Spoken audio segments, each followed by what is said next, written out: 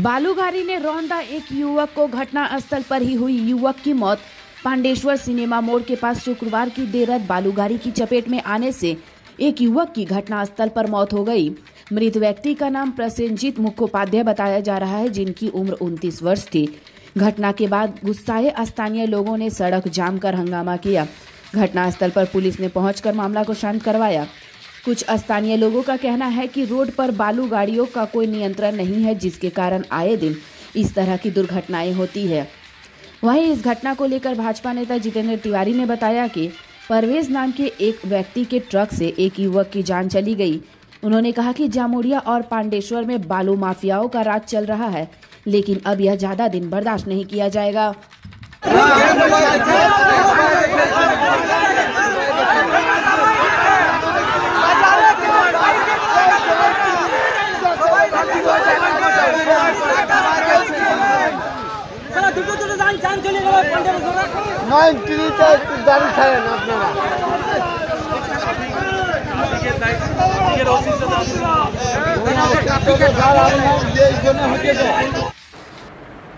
কয়েকদিন ধরে বলে আসছিলাম, পাণ্ডবেশ্বর জামুড়িয়া বালি মাফিয়াদের স্বর্গরাজ হয়ে গেছে।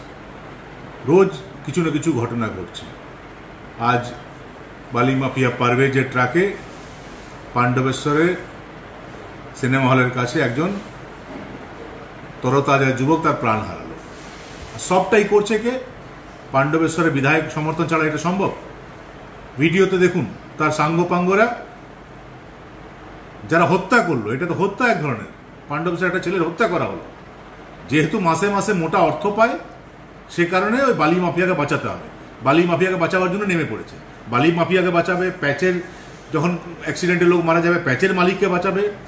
যাদের কাছে পয়সা তাদের সঙ্গে বিধায়ক। গরিব মানুষ মরছে মরুক, আর 1 বছর আছে। যত অন্যায় করার করে নাও। মানুষ সব দেখছে, পাণ্ডবেশ্বর মানুষ সব দেখছে। সঠিক সময় তোমাকে সঠিক জবাব দেবে।